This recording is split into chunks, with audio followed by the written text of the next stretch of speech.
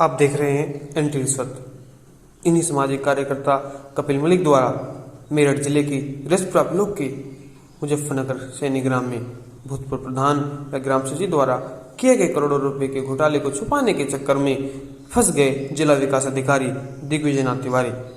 NRM में कार्यरत गरीब महिलाओं के शोषण में भी अहम भूमिका निभाई दिग्विजयनाथ तिवारी ने। एक हिटलर की भांति गरीब महिलाओं की 30 दिसंबर 2021 को समस्याएं भी नहीं सुनी, समाधान तो क्या करते डीडीओ महोदय। सामाजिक कार्यकर्ता कपिल मलिक व गरीब महिलाओं के साथ किए गए शोषण के कारण जेल जाना पड़ा डीडीओ को। सामाजिक कार्यकर्ता कपिल मलिक की जीवानी सुनिए। नमस्कार जी, मेरा नाम कपिल मलिक, गांव मुजफ्फरनगर सैनी और विकासखंड रजपुरा, जिला मेरठ। मैं एक सामाजिक कार्य करता हूं और इसमें मैंने हमारे जो गांव में पूर्व प्रधान और पूर्व ग्राम सचिव द्वारा जो विकास कार्य किए गए उनमें मुझे घोटाले दिखाई दिए, जिसकी शिकायत मैंने 18 जनवरी 2021 को शपथ पत्र पे डीएम साहब के यहाँ पे की।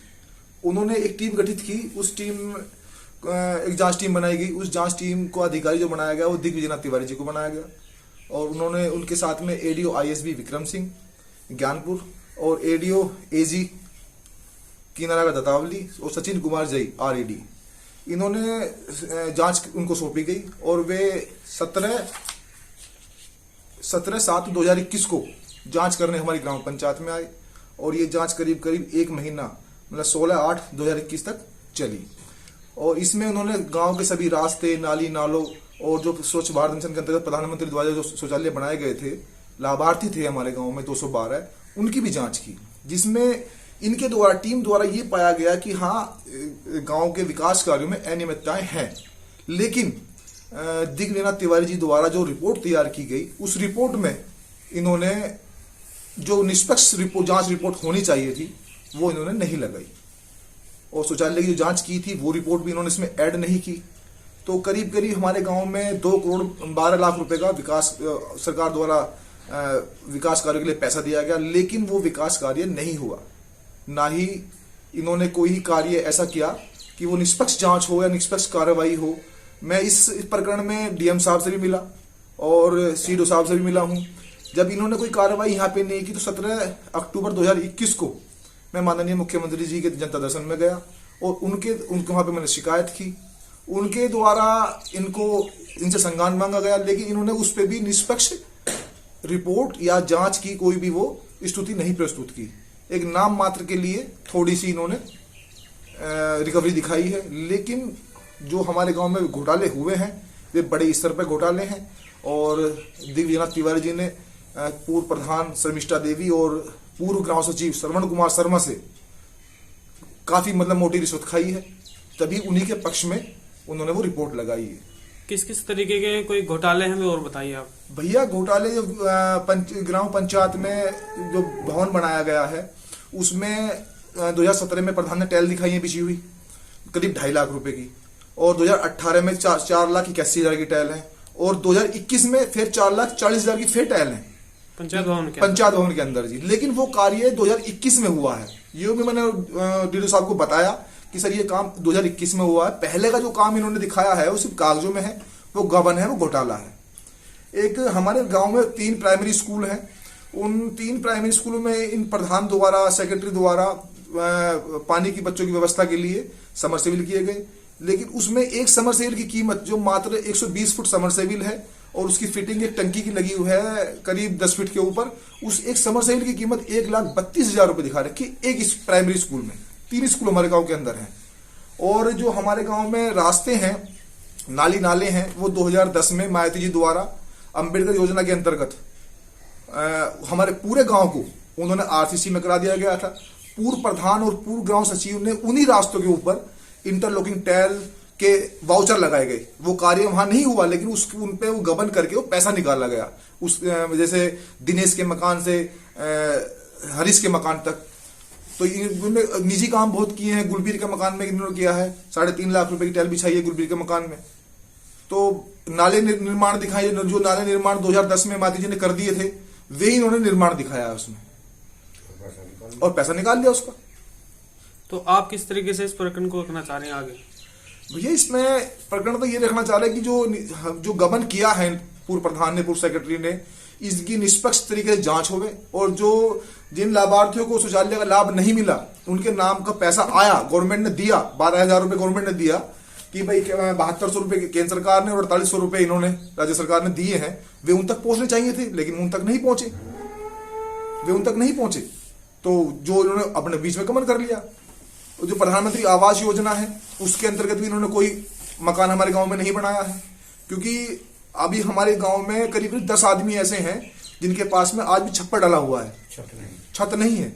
2 बुजुर्ग ऐसे हैं जो आज ही मंदिर पर रह रहे हैं, उनके 3 साल उनको पंचायत घर में रह लिए थे और आज भी वहां से निकाल के मंदिर में पहुंच गए बेचारे वे।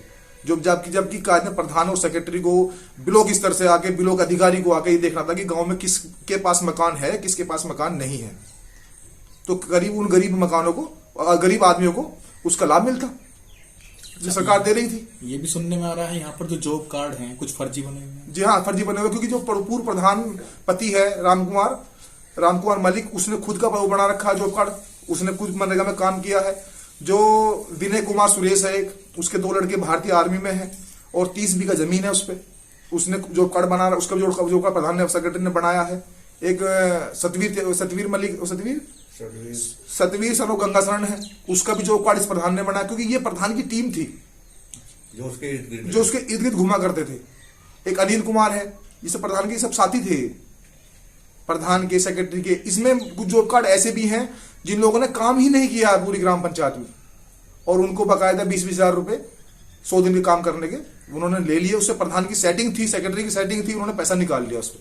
आप आगे की क्या तैयारी कर रहे हैं? अब आपको जब न्याय नहीं मिल पा रहा है तो भैया आगे की ये तैयारी है मेरी, अगर यहाँ से ये कुछ, क्योंकि मतलब बहुत कुछ सिस्टम तो सारा देख लिया, डीएम साहब से मिलने, सबसे मिलने, कार्रवाई को करने तैयार है नहीं।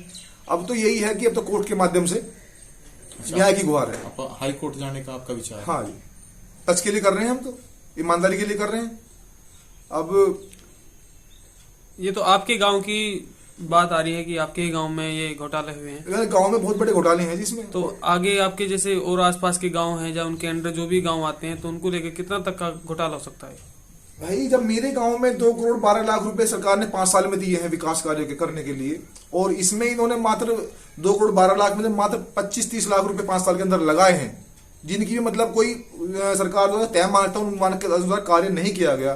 तो आप सोच सकते हैं जब मेरी छोटी सी ग्राम पंचायत में 2.25 करोड़ रुपए गबन है 2 करोड़ 12 लाख का, तो जो यानी आपका मतलब ये है 3 ब्लॉक, जो 3 तहसील हैं जी, और जी, इनके अंदर जो 12 ब्लॉक हैं, सभी में बहुत बड़ा घोटाला होगा। लेकिन जो है सक्षम अधिकारी इस पर निष्पक्ष जांच नहीं कर रहे, क्योंकि वो निष्पक्ष करना चाह नहीं रहे ना भैया, वो निष्पक्ष उन्होंने कर, क्योंकि जो उनको ताकत मिली हुई है, जो हमारे लिए बैठे हैं वे लोग आम जनता के लिए, तो वे उनके जब सोचने वाली बात है कि मैंने इस प्रकरण में सामाजिक कार्य में देख लिया मैंने, जब मेरी गुहार को वे मतलब मेरी शिकायत पे साक्ष्य सबूत मेरे पास होने के बाद भी उन्होंने मेरी मदद नहीं की, तो जब एक आम आदमी उनके पास जाता होगा अपनी शिकायत लेके डीएम साहब के पास में या किसी और अधिकारी के किसी और विभाग में, तो वे कितनी उसकी वो करते होंगे, हेल्प करते होंगे, या कितनी निष्पक्ष उसकी वो उसका सहयोग करते होंगे।